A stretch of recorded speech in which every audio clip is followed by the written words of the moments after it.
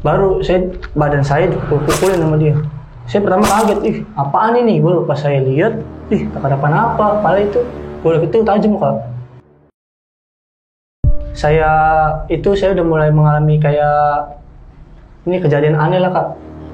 Kayak kejadian saya semenjak itu dikasih barang sama abah, nih pegang buat kamu. Saya tanya ini gunanya buat apa abah? Udah kamu juga tahu sendiri. Nah jadi saya saking penasarannya dengan benda yang abah kasih itu, jadi saya memperdalam tuh ilmu spiritual itu. Saya memperdalam.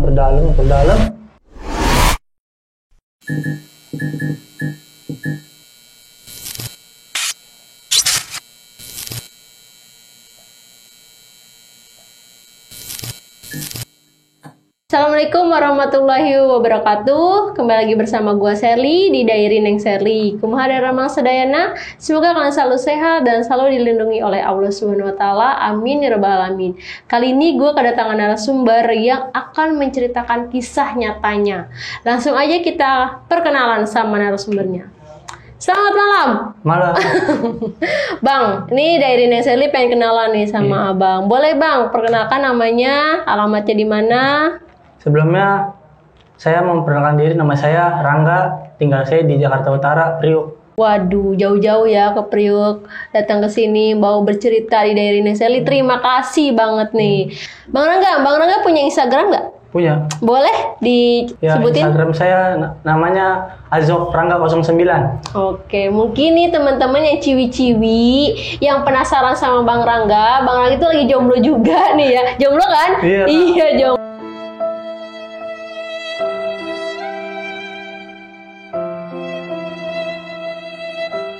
Langsung aja nih DM ke Bang Rangga. Mungkin mau tanya-tanya soal ilmu-ilmunya. Waduh. Bang Rangga, di Diary Neng Sherly ini Bang Rangga mau cerita apa nih? Saya menceritakan pengalaman saya mencari ilmu dan banyak kejadian-kejadian di luar nalar. Waduh, mencari ilmu. Ilmu apa tuh? Penasaran kan? Oke, sebelum kita lanjut ke ceritanya, alangkah baiknya nih untuk teman-teman semua yang belum subscribe, tolong di subscribe, di like, di komen, dan di share agar tim kita tuh lebih semangat lagi cari narasumber yang lebih oke. Dan untuk yang subscribe, terima kasih. Kita lanjut aja ke ceritanya dari Bang Rangga.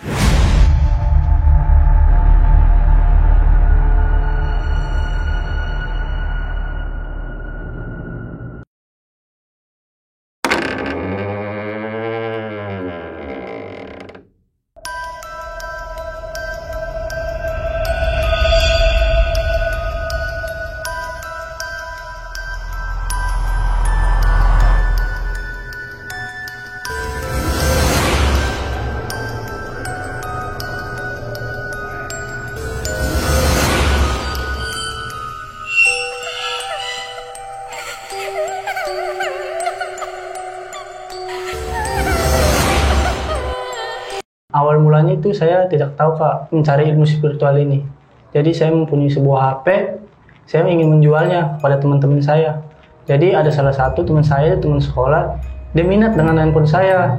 Baru kata dia, udah sini lu ke rumah gua aja. Baru pas itu saya datang ke rumahnya si Abdul. Sebutlah namanya Abdul ya. Iya, sebutlah namanya Abdul.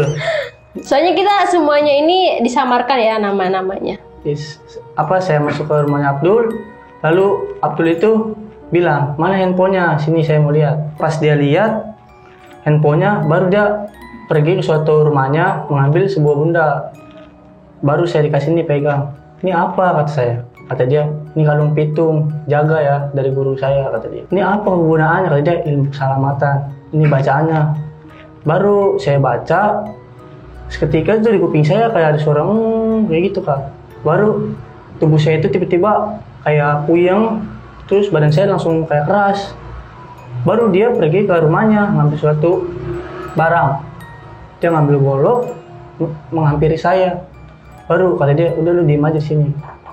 Baru badan saya dipukul-pukulin sama dia. Saya pertama kaget, apaan ini? Baru pas saya lihat, tak ada apa-apa, kepala itu golok itu tajam kak. Baru setelah itu saya habis pulang dari rumahnya Abdul, saya pulang. Nah, saya menjalankan sholat 5 waktu. Baru kata dia, pesannya Abdul, zikirin sama sholatin. Nah, saya ikutin pesannya si Abdul itu. Nggak lama lagi saya diajak dengan bertemu dengan gurunya si Abdul. Itu di tahun berapa? Itu pada tahun 2015 Kak. Saya masih sekolah kelas 10. Umur lu sekitar berapa tuh? 16 tahun. Ya? Oh iya. Sekitar 16 tahun gitu Kak. Saya si Abdul nyamperin ke saya. Lalu saya pergi dengan si Abdul ke tempat gurunya. Nah, pas ke tempat gurunya, jadi dia mengasih tahu, saya sebut aja gurunya Abah. Bah, ini si teman saya pengen belajar ilmu spiritual, Bah. Baru kata Abahnya, boleh kalau kamu mau, nak, kata dia. Baru saya kata Abah, kamu malam Jumat rajin aja ke sini, nak, kata dia. Ya, Bah, insya Allah saya datang. Baru setiap malam Jumat saya datengin, saya berziarah ke makam Habib. Lalu pas itu saya ngikutin apa kata Abah, saya dikasih bacaan, saya apalin, saya amalin. Setiap saya sholat saya baca, setiap saya sholat malam saya baca sampai saya berzikir. Pesannya Abah gitu, saya jalanin pesan itu selama saya mencari ilmu spiritual. Baru pas saya udah mulai mengalami kayak ini kejadian aneh lah Kak. Kayak kejadian saya semenjak itu dikasih barang sama Abah, nih pegang buat kamu. Saya tanya, ini gunanya buat apa, Abah? Udah, kamu juga tahu sendiri. Nah, jadi saya saking penasarannya dengan benda yang Abah kasih itu, jadi saya memperdalam tuh ilmu spiritual itu. Saya memperdalam. Baru saya tahu sendiri, oh ini buat pengasihan, ini buat kayak aura, kayak gitu lah. Baru saya ngaji, tiap malam Jumat ngaji. Terus saya ke tempat si Abah, kan kalau setiap habis ngaji kan itu pasti ngumpul di ruangan sama Abah ya kan. Ada dibahas-bahas tentang apa, tentang mencari ilmu atau menangani orang-orang yang sakit. Jadi saya ikutin, saya dengerin, saya dikasih tahu, kamu kalau mau memperdalam ilmu, kamu harus benar-benar, kata Abah. Iya, Bah, insya Allah saya benar-benar mendalami ilmu ini, Bah. Tapi satu, kenapa, Bah? Kamu dengan niat lillahi ta'ala, jangan karena adanya ilmu ini kamu menyembah dia, itu sama aja kemusyrikan. Iya, Bah, saya tahu, Bah. Baru saya setiap malam Jumat kan ngaji terus ada kejadian yang aneh, Kak. Jadi pas saya berziarah ke Habib, jadi ada orang ibu-ibu, dia itu jalannya kayak minggir-minggir gitu, minggir. Nggak taunya dia itu membawa suatu benda, Kak. Membawa kayak sebuah keris diumpetin, taruh sininya dia, pakai baju, baru dia duduk, baru keris itu ditancapin ke kuburan Habib itu, Kak. Baru kata saya, Bah, itu ada yang bawa keris, Bah. Ibu-ibu itu bawa aja, sudah biarin aja. Baru saya fokus kan mengaji dengan Abah, mengaji fokus. Jadi saya mau keluar juga itu susah banget, Kak. Banyaknya orang. Saya astagfirullahaladzim, saya mau keluar gimana? Susah banget, udah malah gerah. Jadi Abah tahu nih, saya mau keluar susah kan. Jadi pas dia bangunin tongkatnya, dia ketok tongkat itu, Kak, ke lantai. Tak. Baru seketika tuh orang yang di belakang saya tuh pada langsung ini, Kak, langsung kayak minggir. Buka jalan. Jadi rombongan saya itu dengan Abah ketawa, saya jalan. Saya baru ngobrol-ngobrol tuh di suatu tempat yang dekat makom.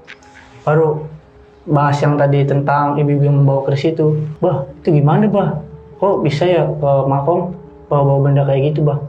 Kata Abah, udah biarin aja dia kita jangan mengusik orang. Selagi dia baik sama kita jangan pernah jahat sama orang. Oh iya, Bah. Baru pas itu saya ngobrol sama Abah, baru pergi kan ke suatu tempat, ruangan sama, Kak, kayak kemarin lagi tuh saya dikasih tahu caranya menginikan orang, caranya memperdalam ilmu. Saya dikasih tahu sama Abah. Akhirnya saya jalanin. Setiap saya sholat itu pasti saya merasa kayak yang aneh, Kak, ada yang aneh. Jadi setiap kayak saya sholat, pas rakaat terakhir yang sujud, jadi tuh pas saya bangun, jadi di depan saya itu ada yang berdiri kayak makhluk hitam itu tinggi besar banget. Saya sampai kaget kan, sampai dalam hati saya menyebut astagfirullahaladzim, saya lagi sholat sempat kayak gitu, Kak. Saya kaget banget. Baru saya assalamualaikum ya kan, baru saya berzikir, saya sampai pingsan, Kak, itu pingsan, saya nggak kuat. Saya pingsan, saya nggak lama lagi sadar, saya langsung bengong aja. Saya ada apa dengan saya? Saya turun ke bawah, saya saling dengan kedua orang tua saya. Kata kedua orang tua saya, sholat bukan karena Allah, malah karena ilmu. Digituin saya. Orang tua saya kayak marah-marah, dia tahu. Kalau saya setiap sholat, saya pasti benda-benda itu saya bawa Kak. Dia tahu tuh, kalau saya niat gimana dia tahu. Baru pas itu saya, enggak mak, orang cuman ini doang sholat, zikir. Alah, emang gue nggak tahu kalau lu sholat bawa-bawa benda kayak gitu terus. Baru saya diem aja ya kan, saya diem. Baru udah keesokan harinya, saya sama orang tua saya itu kayak pergesekan energi Kak. Jadi kalau setiap saya pergesekan energi, saya emosi, orang tua saya emosi, kayak gitu. Pas saya emosi, jadi tuh orang tua saya bilang, saya kalau lagi marah-marah, bukan sama saya, jadi sama yang ada pendampingin sayanya Kak, marah-marahnya. Jadi saya kan tersinggung Kak, saya kan kalau dibilangin kayak emosi orangnya gitu. Jadi saya emosi, baru pas itu kejadian saya kerasukan dengan pendamping saya kerasukan. Saya berhadapan dengan orang tua saya, baru cerita-cerita itu bahasa Jawa Kak, saya nggak tahu bahasa Jawa. Pas itu saya disadarin sama orang tua saya, udah itu bangunin anaknya. Dia ngomong kepada ayah saya, bangunin anaknya. Baru pas saya sadar, kata orang tua saya gini, makanya enggak, jangan banyak-banyak nyari ilmu, lu tuh udah nggak kuat, kata dia. Lu masih muda umur lu, yang ada lu rusak kayak gitu. Baru saya diem aja tuh Kak, saya diem aja sembari nyender kan. Kepala saya pusing berat, saya astagfirullahaladzim. Dan mati saya udahlah, kayaknya ini harus saya buang. Saya buang-buangin, saya buang-buangin, nggak bisa Kak. Jadi dia kayak datang lagi. Nah, jadi pas suatu saya pergi, kejadiannya ini Kak, yang tidak di luar nalar. Saya pergi ke suatu tempat sama teman-teman saya. Saya kan selalu kalau pergi itu membawa barang saya. Mudah-mudahan kan saya minta berdoa semoga saya dijaga. Saya bawa suatu batu cincin yang warnanya coklat. Batunya itu warna coklat juga Kak, kayak ada emas-emasnya. Jadi itu pemberian sebelumnya dari abah saya, dari abah tuh. Baru kata abah, kalau kamu nggak kuat, mending kamu balikin lagi aja ke saya. Takutnya kamu kenapa-napa dengan diri kamu. Iya bah. Jadi itu saya. Guru lo itu kan? Iya, sama guru saya itu Kak. Jadi pas saya bawa, nah jadi saya nongkrong di pinggir jalan ini Kak. Sebelum ke tempat yang saya tuju itu, saya nongkrong, ngobrol-ngobrol, baru udah ngerokok ngopi. Ayo lu berangkat ya, mau jam berapa lagi nih, kata teman saya. Baru saya berangkat, pas di jalan itu tiba-tiba kayak tenggorokan saya sakit, kalau saya puyeng. Dikira saya batuk biasa Kak, jadi saya buangnya kan, saya ludah, saya darah kental Kak, kayak orang kena santet gitu, darah kental. Baru sampai itu saya lemas, saya bilang, saya ngasih tahu teman saya juga panik Kak, ih kenapa orang, kenapa? Nggak apa-apa, udah jalan aja, baru udah balik aja kayaknya nih, kata saya gitu, tuh balik aja lah. Tuh kejadian ini jam 12-an Kak, jam 12-an. Malam. Baru teman saya itu panik, jadi dia saking paniknya sampai ngebut kok. Saya pegangan dia, saya meluk dia kan, saya meluk aja. Baru pas sampai pulang, saya dianterin. Baru makasih ya, kata saya, makasih ya, hati-hati jangan. Baru saya masuk. Saya baru masuk, jadi orang tua saya itu sama keluarga pada ngumpul, udah pada ngomongin saya. Saya nggak tahu Kak. Kalau dia itu tahu kalau saya kejadian di luar, kenapa dia tahu orang tua saya. Saya masuk, saya langsung Kak, saya tiduran, saya pingsan, saya nggak sadarkan diri. Baru pas itu saya dibangunin, nggak bangun. Baru kata orang tua saya gitu kan, saya bangun, Mak, kenapa ya? Tadi di jalan kok, ada batuk, keluar darah. Kata mama saya, itu mah cuma masuk angin doang, kata dia. Mama saya nggak percaya. Baru saya udah berobat ke dokter bilang, ini mah nggak ada gejala apa-apa, aman-aman aja Pak. Saya pulang, saya bilang ke orang tua saya yang perempuan tuh, mama saya, Mak, sehat-sehat aja Mak. Baru, jadi coba yuk bawa ke, jadi ada orang tua saya dibimbing sama, sebut aja namanya Pak Somad. Nah, jadi saya saya pergi dengan kedua orang tua saya ke rumahnya Pak Somad kan, kemudian rumahnya dia itu nggak jauh di belakang rumah saya kan, saya ke belakang, saya malam-malam saya ketuk pintu, Assalamualaikum. Pak Somad, ada baru. Iya ada apa malam-malam? Enggak ini Pak, si Rangga batuk darah, baru ya di sini masuk. Jadi saya ngobrol-ngobrol dulu, ngobrol-ngobrol, baru coba sini kamu ngadep saya, tapi kamu ngadep sono ya. Nah jadi saya diobatin, pas diobatin, baru tuh saya nggak tahu diapain, tiba-tiba badan saya panas, ngerasanya panas, terus dingin, ntar puyeng, sakit lah badan saya pada sakit berat. Baru pas itu saya dikasih tahu, nih kalau kamu mau lihat ada yang jagain diri kamu nih, kamu merem. Saya merem, saya ikutin, saya merem, saya dipegang, ditekan, saya sakit amat, saya astagfirullahaladzim, kenapa saya kan? Pas diinin, pas saya suruh melek, saya melek kok. Itu benar-benar Kak, makhluk tinggi sekali. Tinggi ngelewatin rumahnya Pak Somad itu, saya ngelihat cuman kakinya doang sama dia pakai berjubah hitam. Saya kaget, baru pas itu saya udah tuh kelar. Nah saya ngobrol-ngobrol sama Pak Somad sama orang tua saya kan. Baru Pak Somad itu bilang ke anak kamu jangan terlalu kebanyakan, nanti takutnya kayak yang udah kayak tangga kayak gitu. Kan tetangga saya ada Kak, dia nggak punya guru, jadi dia memperdalam ilmu. Jadi dia kayak sosokan mau ngambil kodam masjid. Nah jadi dia itu gila, nggak kuat, dia gila.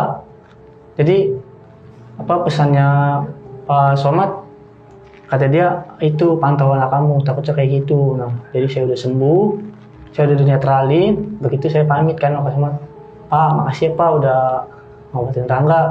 Iya itu. Baru saya pulang, saya tidur, saya menjalankan sholat, baru saya sholat malam, saya zikir lagi, saya zikir.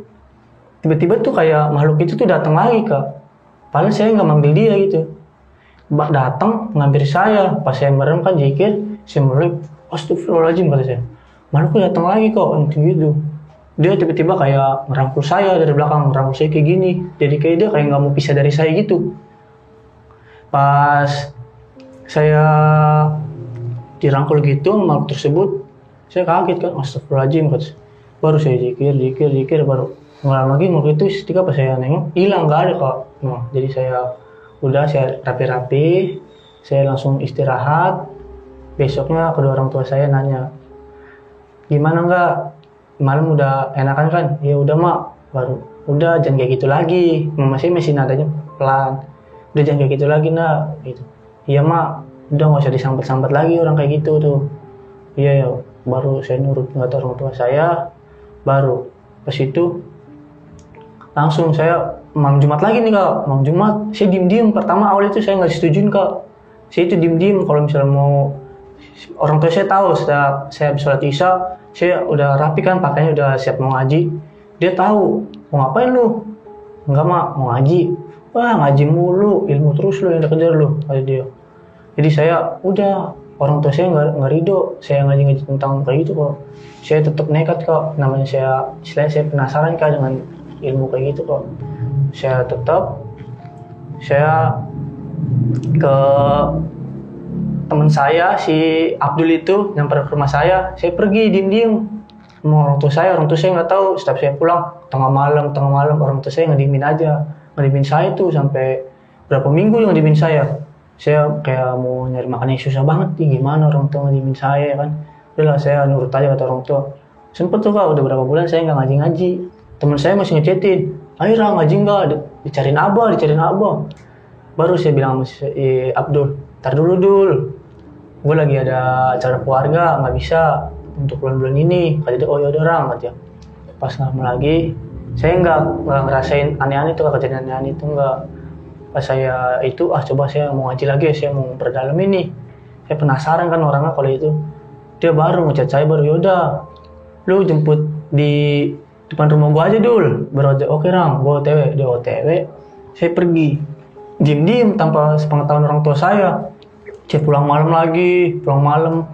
Baru orang tua saya udah bener-bener kayak udah capek ngebilangin saya. Dia jadinya, gue ikutin lu sampai mana lu mencari ilmu kayak gitu lu, jadi gue ikutin lu. Kalau ada apa-apa gue gak bakal nolongin lu lagi, kata dia.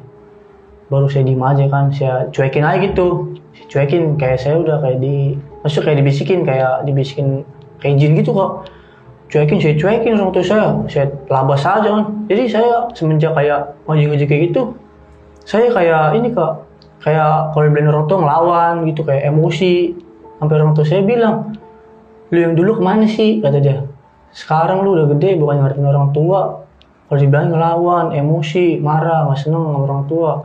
Lu dulu nggak kayak gitu, lu dulu ngertiin orang tua. Saya cuekin, saya bilang aja, berisik amat sih mak. Saya bilang kayak gitu, saya udah dikeluarin kendali tuh, bukan saya. Berisik amat sih mak. Orang ini rewel banget saya gitu kan. Orang tua saya marah. Dia marah, ngoceh-ngoceh. Jadi ngeliatinnya bukan saya. Saya ngeliat orang tua saya, ini bukan orang tua saya yang ngomelin, nggak taunya leluhur saya yang ngomelin kok. Saya kaget. Tiba-tiba ketika saya langsung jadi kesurupan kodam pendamping saya. Jadi kodam pendamping saya itu kata orang tua saya, dia minta maaf dengan kasarnya saya kepada orang tua. Saya itu disiksa juga sama kodam pendamping saya ditabokin, gamparin, diginiin kepala saya, dijodohin tembok kepala saya. Jadi pas tuh kesurupan? Iya, pas kesurupan kodam pendamping saya. Kata kodam pendamping saya, kamu itu gak pernah menghargai orang tua, kata dia. Saya aja masih menghargai orang tua kamu, jadi gitu. Jadi dijodohin lagi kepala saya, digampar, tuh. Baru kan orang tua saya sampai nangis, akhirnya saya sadar, saya pingsan. 20 menitan itu saya pingsan, gak sadar. Jadi gak taunya, kata orang tua saya itu, mata saya itu ditendang kak. Ditendang sama kodam leluhur saya. Ditendang, jadi saya gak bisa melek. Saya tiduran aja gini, diem aja. Sampai orang tua saya bilang, bangunin anaknya, ngomong ke ayah saya. Saya bangun baru saya langsung nyenderan. Baru orang tua saya ngeliatin saya aja. Baru saya tinggal ke atas kamar saya. Baru pasti saya langsung ketika itu saya langsung megang benda-benda saya kak, nggak tahu kenapa. Saya periksa benda saya, alhamdulillah aman ya kan. Terus saya turun, baru pas itu saya sholat 5 waktu, saya jalanin lagi. Baru ketemu lagi malam Jumat saya kayak biasanya kan rutin, saya mengaji dengan abah saya ke ruangan, saya diajarin. Baru pas itu sudah tuh sampai saat ini saya masih kayak gitu kak. Ada yang kejadian anehnya itu, saya kalau sebelum tempat tersebut saya dimimpiin dulu kak, nggak tahu kenapa itu saya dimimpiin. Sampai saya lagi itu ada batu warna hitam. Jadi saya sebelum dapat batu itu, jadi saya dimimpiin dulu sama ratu, entah dayang-dayang lah. Jadi pas saya mimpi itu di depan saya itu ada Pak Somad, kedua orang tua saya bertiga. Jadi saya kayak kerasukan sama ratu tersebut tuh yang diisi dalam batu itu. Saya kerasukan, jadi saya nari-nari ya kan, nari kayak ratu gitu. Jadi jadi si ratu itu ngambil dari sini kak, samping perutnya dia nih. Nggak tahu dia ngambil apa kan, dia ngambil dia kayak gini. Baru dia jabat tangan ke Pak Somad. Baru kata ratu itu ngomong Pak Somad, ini kenang-kenangan pemberian dari saya, tolong dijaga. Kamu tolong kasih ke yang punya tubuh ini, ke saya, nggak taunya. Baru pas diginiin, batunya langsung jatuh kak, warna hitam jatuh. Itu saya kayak beneran kak mimpinya jatuh. Jadi pas saya bangun, baru nggak lama lagi pas besoknya saudara saya yang ngasih batu itu yang hitam yang ada di mimpi saya. Jadi saudara saya itu dia katanya dari temannya juga yang pesantren, katanya tolong dijaga. Jadi saudara saya itu nggak bisa ngejaganya, jadi kan saya ngerti gitu kata dia. Jadi udah nih, lu aja yang jaga. Itu kok. Jadi lo sebelumnya dimimpiin ketemu sama ratu, iya, dikasih batu. Iya. Nah besokannya nyatanya lo dikasih batu sama saudara lo gitu. Iya, batunya warna hitam, persis sama kak, hitam polos batunya. Jadi pas saya pegang langsung kayak badan saya langsung kayak segimana gitu kak, dan kayak saya hawanya tuh beda aja gitu dari yang biasanya. Jadi batu itu saya simpan aja kan, saya ada tempatnya kayak buat naruh benda-benda pusaka. Saya taruh tempatnya. Udah besoknya saya bilang sama saudara saya, kok megang batu ini kayak ada perbedaan ya, kata dia. Emang gitu enggak? Itu ada isinya, kata temen gue. Baru, gitu. Saya pura-pura nggak tahu aja. Saya kalau ditanya orang kan, di sini ada apa, saya nggak tahu kok. Saya nggak tahu kan, saya nggak tahu di sini ada apa kan. Karena saya tahu kak, jadi saya nggak mau menyembuhkan diri saya kan. Walaupun dalam hati saya kayak sombong gitu kak. Saya semenjak kayak mencari ilmu kayak gini, hati saya itu sombong, belagu gitu. Jadi kayak saya misalnya ketemu dia nih, ini orang kayak gini sih, misalnya saya kayak ngerendahin dia lah dalam hati saya, padahal mas saya enggak kak. Jadi kayak dalam hati saya itu kayak ini orang apaan sih gitu, kayak menyepelekan dia. Padahal mah saya enggak gitu. Tapi pas itu kadang-kadang saya suka mikir, gue sampai kapan gue nyari beginian terus ya kan, masa depan gue masih panjang. Baru jadi saya nyuruh orang tua saya kan udah saya disuruh orang tua saya kerja.